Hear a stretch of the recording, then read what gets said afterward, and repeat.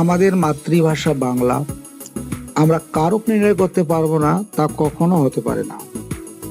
আপনি কারক এভাবে শিখে দেখুন, কারক নির্ণয়ে কোনো সমস্যাই হবে না ইনশাল্লাহ। আপনার বাংলা স্যার অবশ্যই আপনাকে শিখিয়েছে ক্রিয়াকে কে বা কারা দিয়ে প্রশ্ন করলে যে উত্তর আসে তা অবশ্যই চোখ বন্ধ করে কর্তৃকারক। আর বাক্যের ক্রিয়াপদকে কি বা কাকে দ্বারা প্রশ্ন করলে যে উত্তর পাওয়া যায় তা হবে কর্মকারক। যদি তাই হয় তাহলে এই 5টি বাক্য ভালো করে লক্ষ্য করুন। মূল রহস্যটি অবশ্যই উদ্ঘাটন করতে পারবেন আপনারা সকলে। যারা ক্রিয়াকে কে বা কারা বা কি বা কাকে দিয়ে প্রশ্ন করে কর্তা বা কর্মকারক বাহির করা শিখিয়েছেন বা আমরা শিখেছি, তাদের জন্য এই 5টি বাক্য থেকে কারক বাহির করা খুব কঠিন মনে হবে। কারণ রহিম পড়ে, এ বাক্যে কে পড়ে? রহিম পড়ে। বৃষ্টি পড়ে, এ বাক্যে কি পড়ে? বৃষ্টি পড়ে।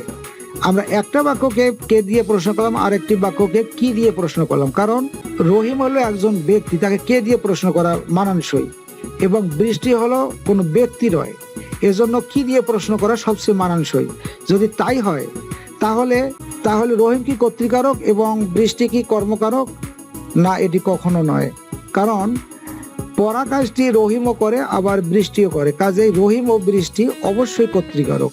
কিভাবে কর্তৃকারক বিষয়টি একটু লক্ষ্য করুন।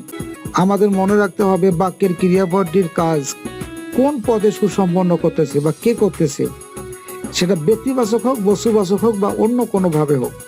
ক্রিয়াপদটি যে পদের দ্বারা সুসম্পন্ন হবে সেটা কর্তৃকারক। এখানে কে বা কাকে দিয়ে প্রশ্ন করিয়ে শুধু হবে না, এটা দেখতে হবে ক্রিয়ার কাজটি করতেছে কে। আমরা জানি ব্যক্তির ক্ষেত্রে কে বা কাকে দিয়ে প্রশ্ন করা মানানসই, কিন্তু এখানে এই পরীক্ষা, এই পদটি কোনো ব্যক্তিও নয়, কোনো বস্তু নয়। সেক্ষেত্রে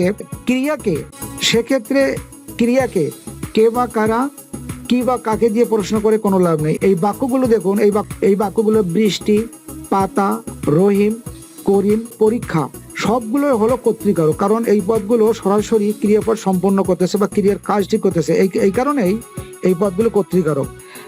ভিডিওটি কেমন লাগলো জানাবেন। সম্ভব হলে একটি কমেন্ট করবেন এবং ভিডিওটি লাইক করবেন, আর চ্যানেলটি সাবস্ক্রাইব করবেন। পারলে বন্ধু বান্ধবের কাছে ভিডিওটি শেয়ার করবেন। সকলের সুস্বাস্থ্য এবং দীর্ঘায়ু কামনা করে ভিডিওটি আজকের মতো এখানে শেষ করছি। খোদা হাফেজ। ধন্যবাদ।